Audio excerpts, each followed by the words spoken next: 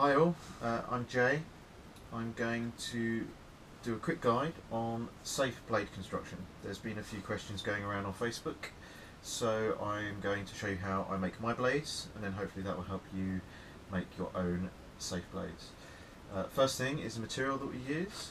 This is Plastizote LD45. It's pretty much the standard material that's used in Europe, also in Canada. It's pretty squishy. It has good memory, it returns back to its shape after a short period of time. You'll find that it's a little bit denser than the materials that majority of boffer weapons are made from, but the advantage with this is that it's very light. A completed one-handed sword, including latex and all the paint, will weigh probably no more than about 350 grams. So, you know, with the foam, the squishiness, and that weight, you'll find that it's a pretty safe bet that you're not going to hurt anyone, unless you're trying to, of course. So there's that. Here's my core. I am using carbon fibre for this demonstration. You can use fiberglass. Fiberglass is a little heavier, so it comes down to personal preference really, whether you want a slightly heavier blade or whether you want a nice light blade. The advantage for carbon fibre, not just with the weight, but also it's a bit stronger, so you can use thinner core. So I'm using 8mm for a one-handed weapon. If you're doing fiberglass, or making it with fiberglass, I would suggest no less than 9mm on the core. So, this being 8mm, I am using 6mm foam. This is just personal preference because I am making a thinnish blade. So what I have done is I have put a flat on the top and the bottom of this.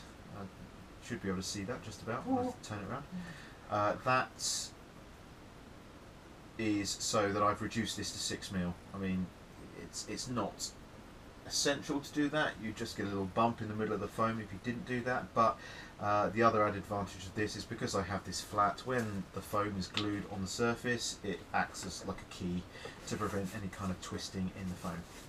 Okay, so that's that. Okay, now we need to cut our pieces. The blade will be constructed from 3 pieces.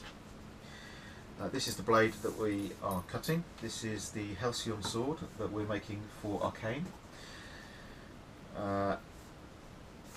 So you have your 2 pieces which are your top and your bottom. Now the quality of the cut on these pieces are not too important. The reason for that is that when we put this angle on, when we cut this angle, you're taking off these outside edges. So if you're a little bit wobbly on this cut, that's going to go away anyway, so it's not too important. The reason why we cut them to the same shape is it just makes it easier to stick it together and to line it up. So I'm going to put my 2 pieces out of the way there. Put that there. Okay, now the important cut is the middle piece. If you cut this wonky, when you glue it together, that will translate into the blade and you will have a wobbly blade. So this is quite important, and we do this by we get this straight by the order in which we do our cuts. So I have a template when I come to do my blades. You don't need to do that. I just simply have this because if I'm doing 10 off, it just makes things a little bit quicker. So I would sketch out your blade, work out your measurements, have that all written down so you know exactly what you're doing, and then you can get going on your cutting. So the tools I have: simple craft knife, sharpening block. You can never have your blade too sharp. This foam will blunt blades quite quickly, and the sharper your blade, the easier you'll find getting a good straight cut. Okay, so we're going to cut our blade. So the order. We are going to work from the bottom up. So we're going to do our cuts. So we have 4 cuts to do, because we have our outside cuts and then our 2 inside cuts, which allow for the core to fit in. So the reason we work from the bottom up is that if your blade remains attached to your main sheet of foam as long as possible, it will keep it all nice and straight. If I was to cut the shape out first and then try and cut that centerpiece, the likelihood is that this is going to be wonky. And even if you line it up front and back, if the middle is out, you'll end up with a curved blade essentially. So okay, my measurements on this are 15 millimeters there, and that is 21 mil there because this is a tapered blade. So that means that my cutaway here is 8 mil. So important thing to remember is where the core ends. Your core should never come past the point where the tip starts to curve inwards. The reason for that is if you took it past there, you'd come into the area where the blade is tapering down, which means your core starts to become close to the surface. You don't want that because this is the point which you're likely to catch the backs of people's hands, things like that, and it can be a little painful if you catch someone's joint or a nerve on the back of their hand, something like that. So we want to be in the thicker part here. So this is where our core is going to be stopping at this point here. So I'm going to quickly measure in, so we know I need to go in 15 mil. Put my blade in. Come this end, which we know is 21 mil. Again, pop my blade in. Like so. Put that out of the way.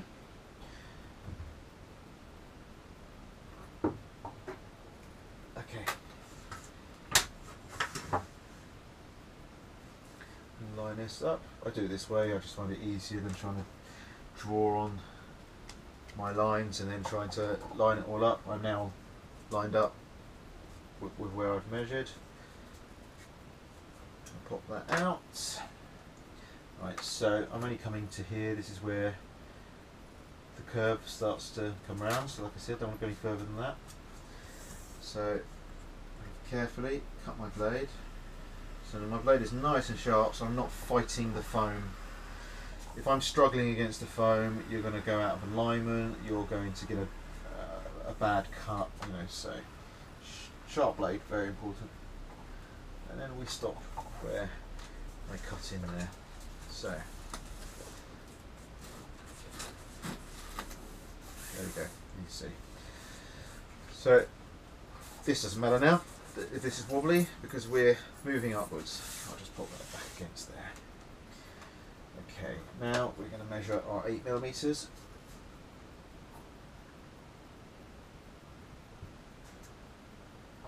And we're going to do the same again.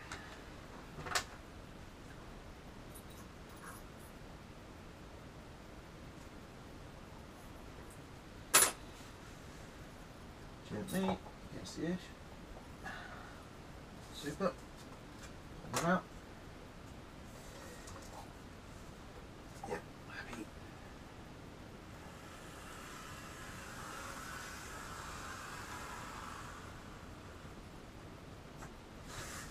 And stopping there again.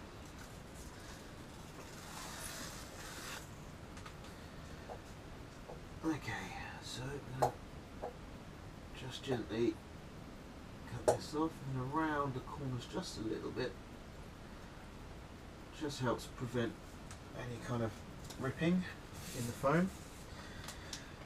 And then we have our cutaway. Actually, I'll pop that back in there just for a second.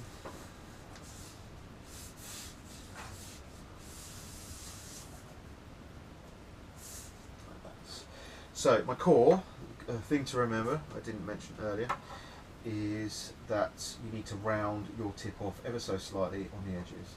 The reason for that is if you have a sharp edge there, when this tip is getting bashed and hit against armour and used regularly, the sharp edge will try and cut through the foam, and you'll end up losing the tip of your blade, or the core will come through the end. We don't want that, So the more we can do to prevent that, the better. Also, this blade, this core is keyed. I've rubbed it down with some sandpaper just to help the glue stick to it. The thing to remember when doing that, you want to wear a pair of gloves. Carbon fibre is worse than fiberglass, but they both do it. When you sand it, you're creating tiny little shards of the fibres, and they will get in your skin, and they're not. It's not dangerous, but it's extremely itchy and very uncomfortable. Especially, do not touch your face. Any very sensitive areas, you will not enjoy it. So be careful. So then we have our final cut. I'm going to cheat rather than measuring it all again. I'm going to pop my template on here.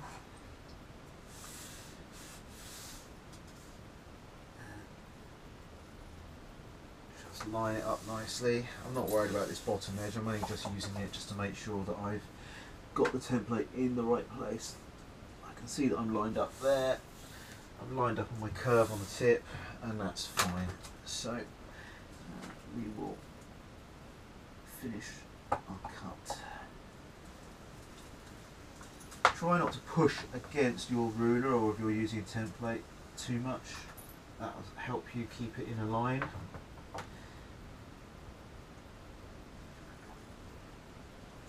And there we go, job done. Oh, we'll just take off this bottom edge. Just easier to do it now than to try and do it later when it's all glued together.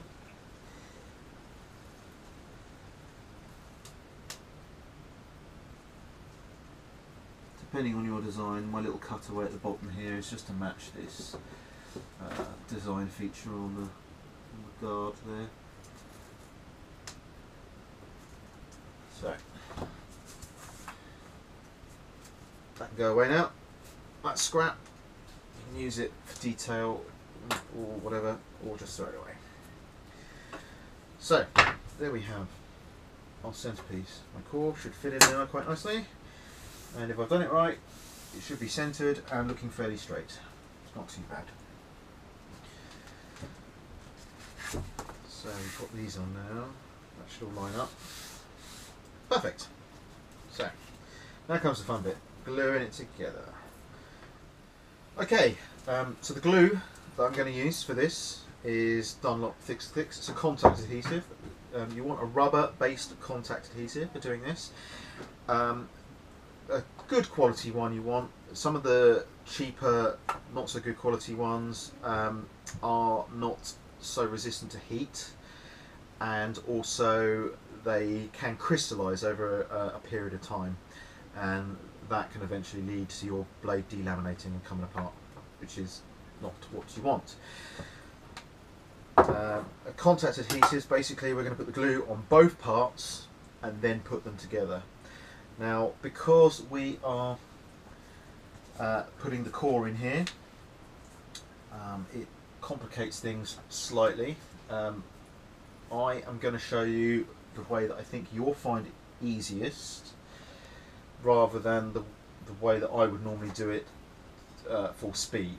So let's have a go and see how you like it. Okay. So your scrap bit of foam you had from earlier comes in quite useful right now. What we are going to do is, you want a nice flat tool. I use this paint oil colour spatula. It's got a nice flat edge. I find that quite good. Steel ruler works quite as well. You can clean them off quite easily just with some thinners, so that's not a problem. So what I'm going to do first, I'm going to put the glue on this core. So I'm going to put a blob down the bottom here. This is where my piece of foam comes in quite useful, and I'm going to put the glue on, like so. I'm going to come back down here, go over again. Nice and easy. You might want to wear gloves for this. I've got very used to getting glue and whatnot all over my hands over the years, so it doesn't bother me, but you have sensitive skin, you might not want to get this on you. So we have a nice good coat on that. The only thing I'm going to do is just make sure we've got some on the end here.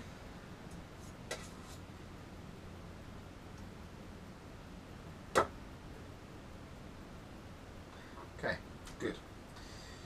Well, this needs to dry, so I'm going to pop it in that tin there.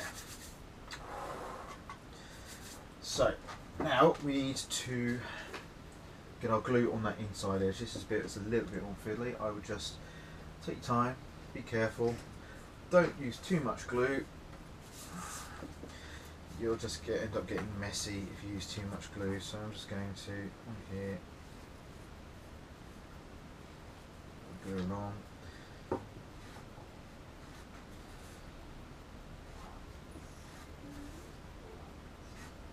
You see, I have this kind of way of doing it where I wipe the glue on and then bring it along like that.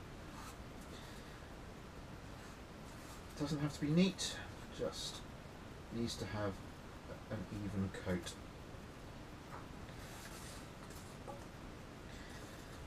I'm going to swap tools just to get into the end here. A little bit of foam again. Get my glue in the end. There we go. Back to my spatula. Whoops.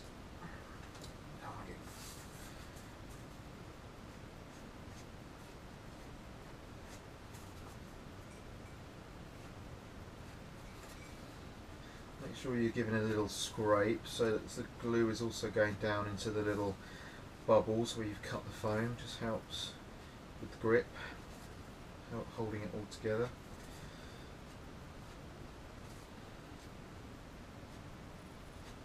So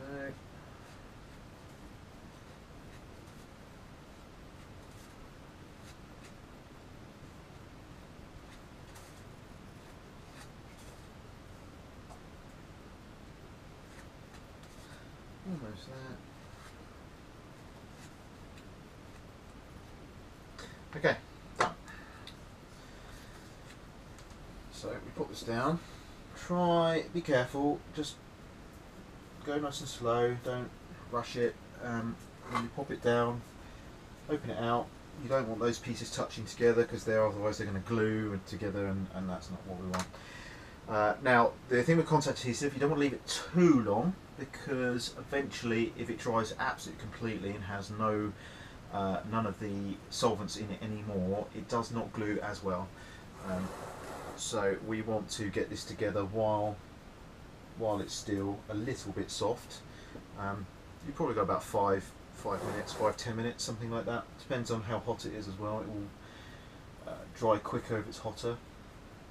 I open that up ever so slightly, bring my core to the end, just touch it to the end. I'm going to lie my core down, and then make sure my core is flat, which I didn't do. So it's all good. There we go. And then I'm just going to gently bring this together, like so. Now I don't want to stretch anything because I want my bottom to line up, so that's good.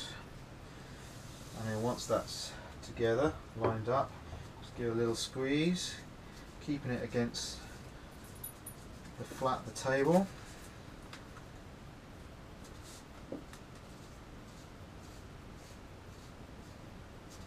And that's our blade together. So that is the piece that we want to get nice and neat, because if we don't, this could be all wobbly. We don't want that. So now I'm going to get my reinforcement on there. So with the coat glue on my tip. First piece of reinforcement goes on there. Get it reasonably centered.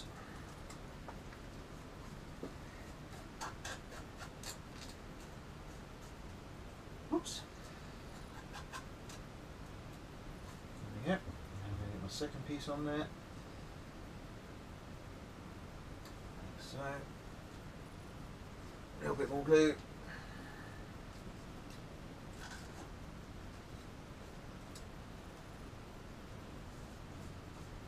sure you work the glue through the material so you know that it's all going to bond together nicely.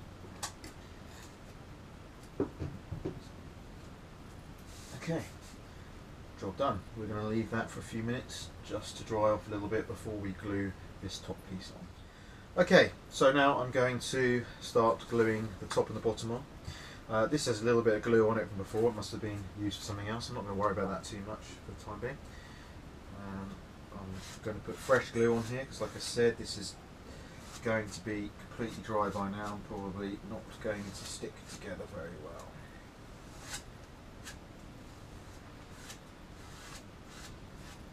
You do not need to put the glue on super thick. You're not going to get any better adhesion by doing that, and all it's going to do is just take a lot longer to dry. So you just want to make sure that you have a good even coat.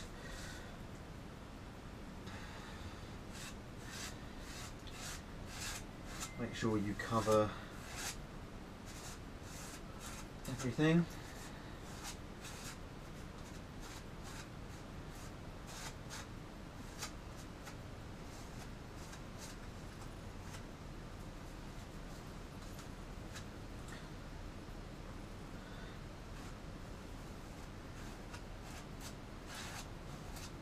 There we go, pretty happy with that. The other thing with this, obviously there's two things with glue. It's solvent based, so you want to be somewhere with good ventilation, especially when you start to put the larger amounts of glue on. The other thing is that I go for a glue that is not one of these fast drying ones. There are brands out there that are advertise themselves as super fast drying. The problem with those ones is it actually makes it more difficult to get a nice even glue on here, because if it's drying that quickly and you're trying to lay it down, you end up just kind of pulling it back off again. So that fast drying feature is not always beneficial.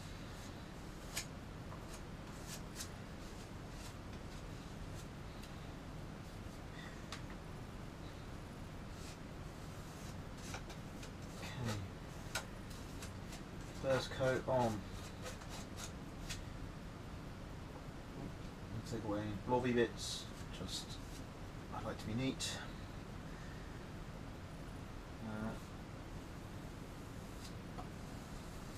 Just going to go back over a little bit again here. Glue's kind of soaked into the foam a bit. I want some of the glue to be on the surface because it's contact adhesive. You need the glue to actually be able to have a good solid contact with the other piece. Right, we're just going to give that a minute to dry off. You can speed it up a bit if you want by waving it around. A bit of airflow helps it dry. So already that has lost its tackiness, so that's fine. So we're going to line our piece up here, just gently from one end, feed it on, guide it on with your fingers, and then it's on. And then again, a nice firm application of pressure on there.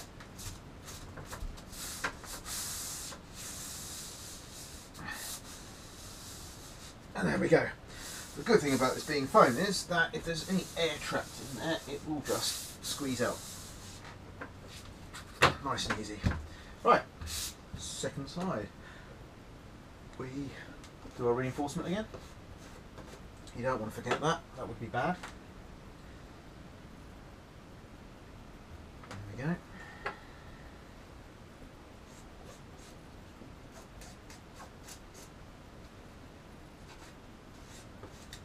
Whoops. I think I've got a little catch on my spatula.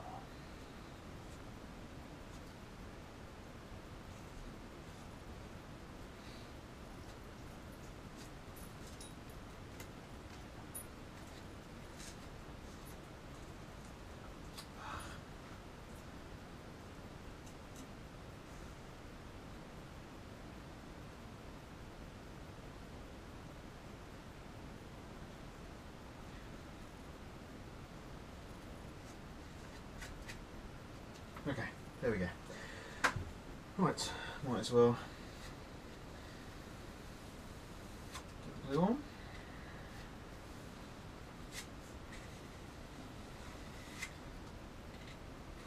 I think I would say it's probably one of the most important things about this stage is trying to keep tidy and clean.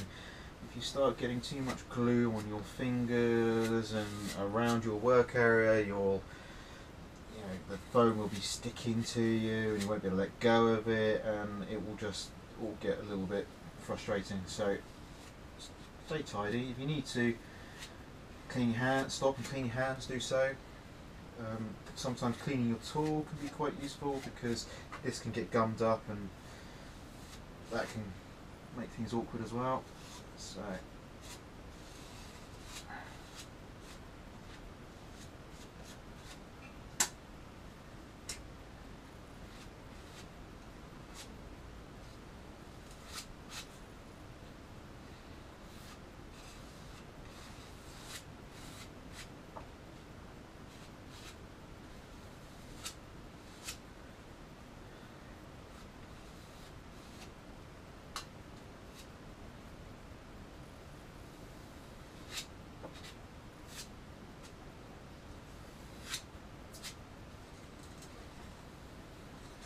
okay, I think that will do us.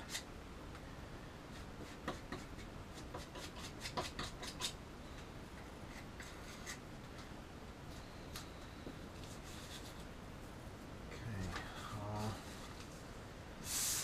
bottom piece.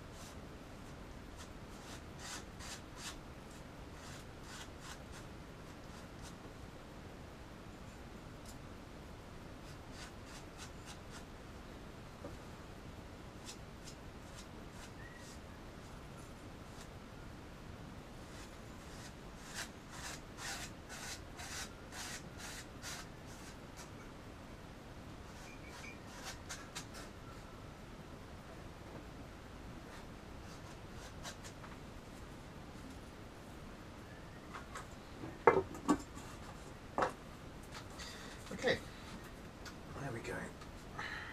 Whoops. Just going to clean the excess glue off my tool so it doesn't get too gummed up. There we go.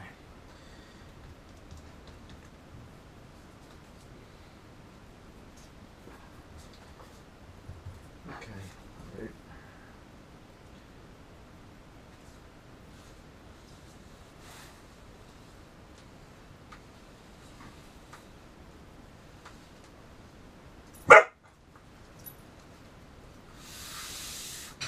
Sorry about that. My dog's keeping us company.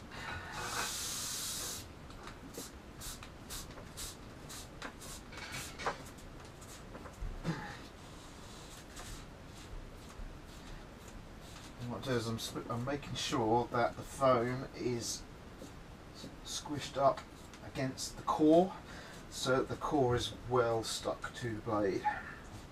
We don't want that coming loose and your blade twisting on your core while you're using it. So there we go, that is my constructed blade. What I would normally do now is I would clamp this between two flat pieces of wood for, well, I will normally leave it overnight in all honesty, just so that the pressure keeps it pushed together, the glue nice and firmly, and then the thinners will evaporate through the foam and by the time the next day comes around, it will be firmly glued together and you'll have no problems. You'll probably find that other people will say that's not necessary. It's just something I like to do, just makes me feel a bit more comfortable. So there we go, the blade. Next comes the slightly more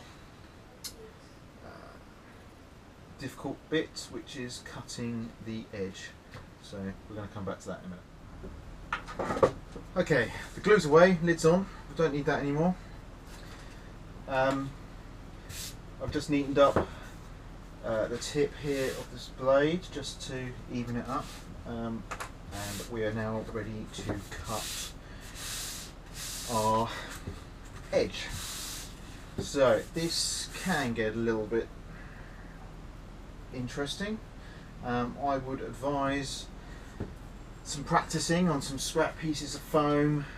You'll just probably don't want to muck up your blade after you've spent all that time putting it together, so yeah, do practice your cuts. I'm just using a bit of 240 grade sandpaper here, taking off the glue that's got on this edge.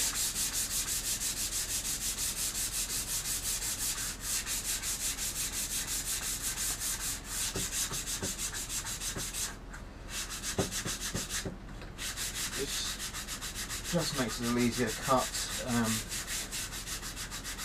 stops your blade binding up on that glue.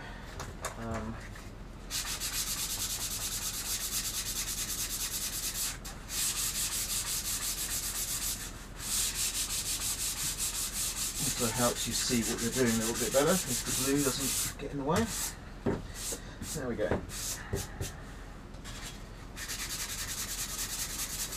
Don't press too hard, it's more about the speed and the friction than it is actually the pressure.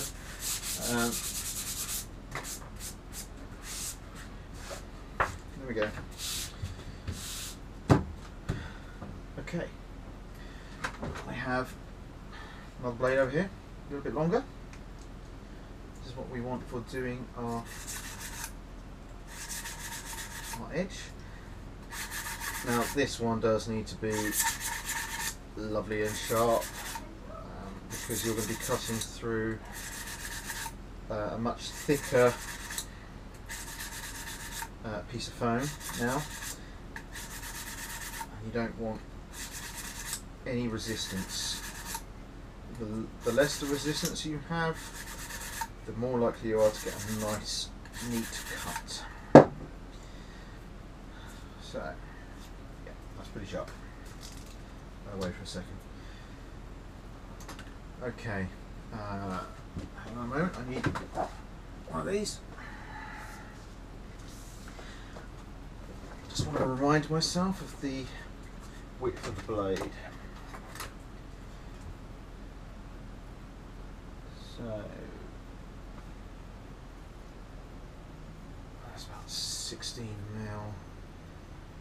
Yeah, 16 mil, let's go with that.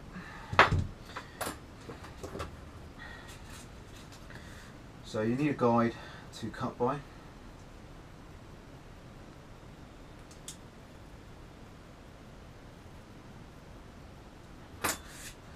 Now, one of the tricks that I used to do when I first started cutting blades was to use masking tape as my guide. I'll show you how that's done. Drop that down just a little bit.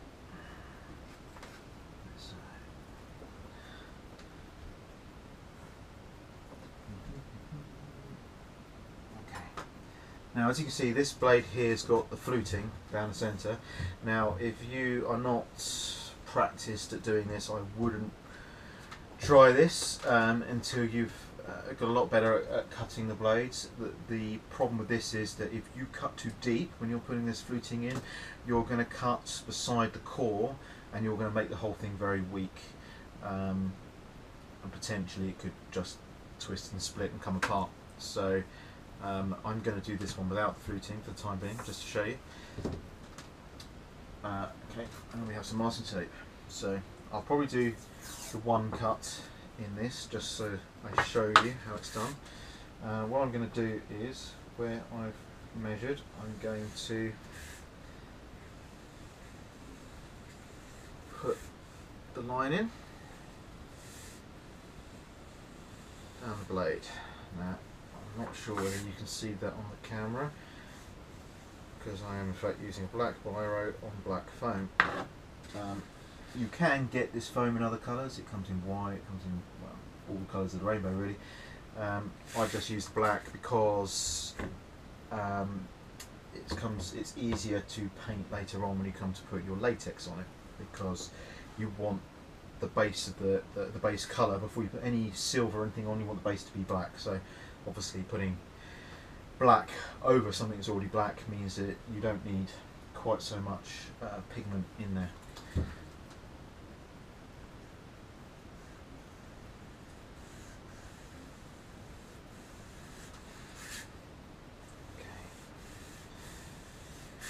Now the edge that I'm running my finger along is this middle one. I mean, this has gone together quite nicely. It's fairly well lined up, but I don't want to line up against this top edge, because that's the edge that's getting cut away. So it's this middle piece here. So as I'm marking this with my biro, I've got my finger on that middle piece of foam so that I'm keeping my distance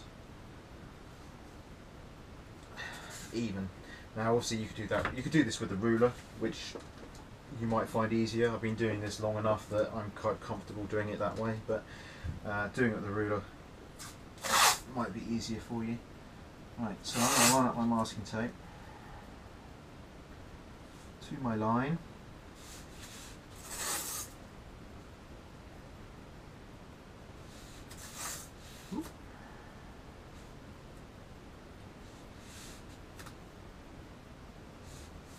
So like I said, this is how I did it when I first started cutting blades.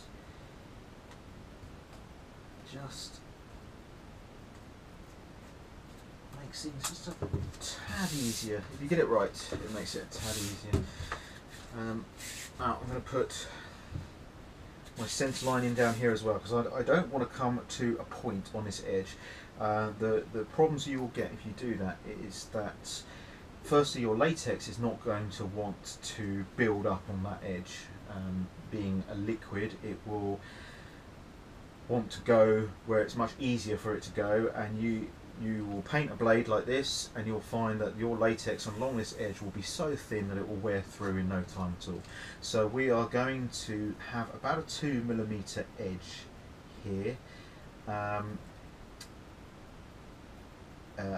It makes it much easier to get a nice straight line, and again, like I said, it will help with your painting later on. So I'm going to put my line in.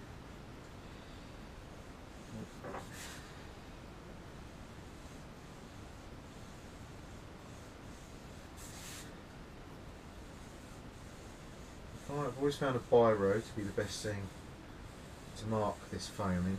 I've tried Sharpies recently and they just get bunged up. Biro just seems to work quite nicely.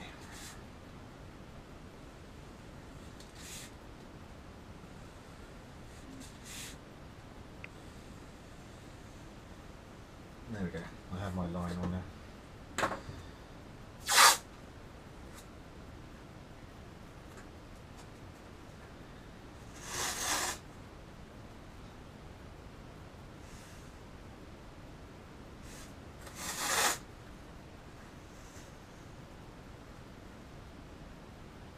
Okay, masking tape on there, like so.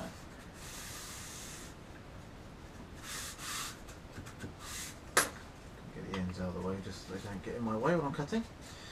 And there we go, my edge. Okay, so comes the fun bit. Like I said, you want to practice this. It's all about your angle of your blade now, because what you're going to try and do is use the angle of your blade so that you can't cut through the masking tape. So if you angle your blade correctly so that it's it's in line with the direction you're cutting, the edge of this blade should always be sitting slightly higher than the masking tape, so it should prevent you from cutting into the masking tape. That is the theory. So I hold my blade like this so that I can get straight into the masking tape. There we go. Okay, and I'm following my masking tape. You want long cuts. Bring your blade back up, like so, and again, long cuts. Using the masking tape as a guide. My finger is on the bottom of the blade, helping keep the distance the same. Oops. So bring the blade back up. And off we go again. Cutting along the masking tape.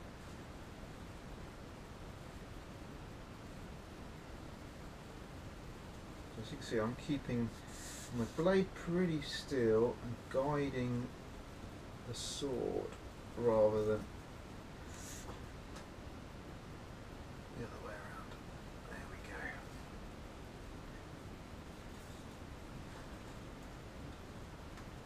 Just want to keep nice and even, just keep it going. Now see, if my blade was not that sharp, I wouldn't have just been able to pull it through the foam like that. That wouldn't have worked. Right, that's reasonably good. A little wobble there, nothing too bad. Get that off. So there we go. So you get the idea. I'm going to finish this off without the master tape now, just because it's a bit quicker. I will always cut with my blade on the outside. I'll never cut with my blade this way, trying to do this way. It's far harder to guide the blade because your fingers are further away. So I'll always do it this way around. I always find that I get a better edge on this top side as well if I cutting inwards like that as opposed to cutting outwards that way. Oh, I need to put my line in there. Pen stop. There we go.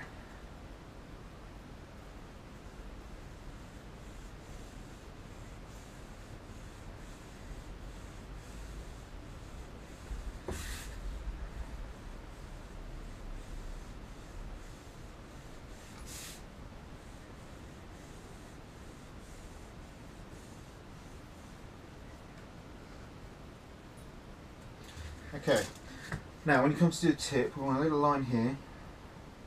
Just draw a little line in from your point there to there, because as we come around this corner, we're not coming out like that. We're going to follow that piece down.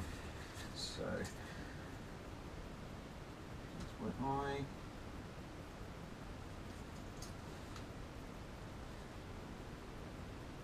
Get my angle correct, and then off I go.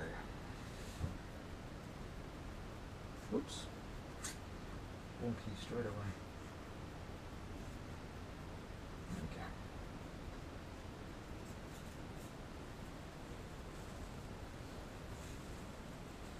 So I'm watching both my lines, keeping the blade even.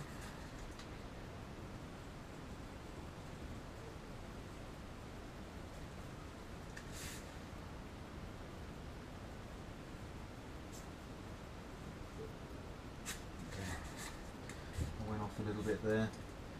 I'm going to bring. There we go.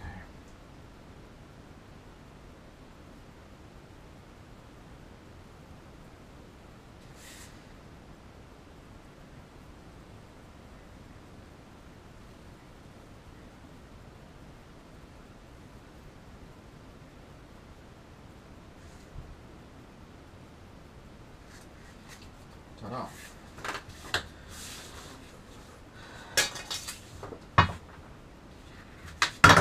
Oopsie. I'm just going to neaten up. Again, if your blade is nice and sharp, you can do this. You'll struggle if your blade is blunt, so.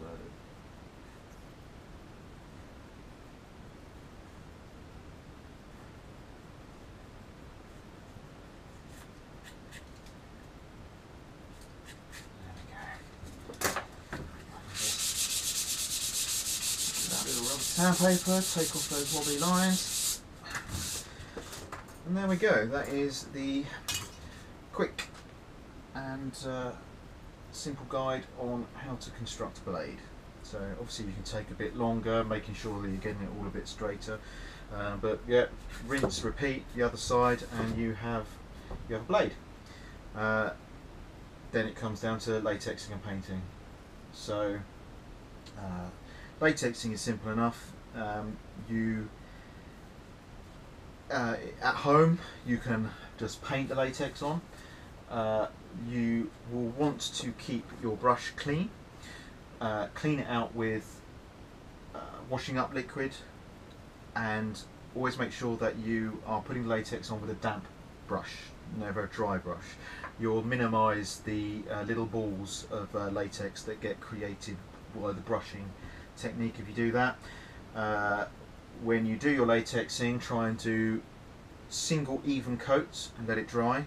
Don't go back to a point where you've been latexing before it's dry, because it will dry in places, it will be dry in patches, and if you go back over it while it's like that, you will just pull up the bits of semi-dry latex. It will create lumps, and it'll make a right mess. So not too much latex, even coats, let it dry between coats. Keep your brush clean, and you want to keep coating the latex until you have no bubbles anymore, because what you'll get on the surface, because this is a foam, you'll get little tiny pinprick bubbles appear on the surface. So I find that about 6 coats of latex is normally enough. I spray my latex on using a water-based spray gun. Most paint shops will sell them. Obviously this is not always an option for home weapon creation, because you might not have a compressor, but you will get a better finish doing that way, because you don't get brush marks. You want a high HLVP gun, so it's high volume low pressure, which is normally your top mounted spray guns, and you want your air pressure down to about medium air pressure, because you don't want to be blowing the latex off of what you're spraying. And again, about 6 even coats drying in between each coat. You don't want to leave it too long between drying, so you don't want to leave it overnight between coats, because the latex, if it completely dries, your next coat of latex doesn't quite stick completely, and it can delaminate. It's not common, but it's just one of those things that can happen. So it's best to try and get it all painted in a day. Obviously if you've got nice warm weather or a breeze, that's brilliant, that will help it dry just that little bit quicker. Once you have it latexed, now I don't put any colour in the latex itself apart from black, and if you just so you've got a nice base, do not put an iron oxide based black in your latex. Any pigment in your latex that can cause corrosion will rot your latex, so you want a good quality black that is not an iron oxide base.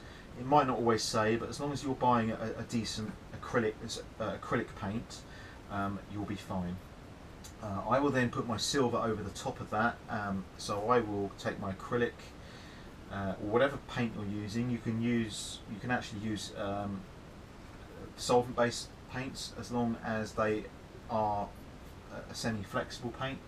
The thinner you put it on, the better. So the higher quality your silver, the better, because it will have much better pigment in it and you won't need to put so much on.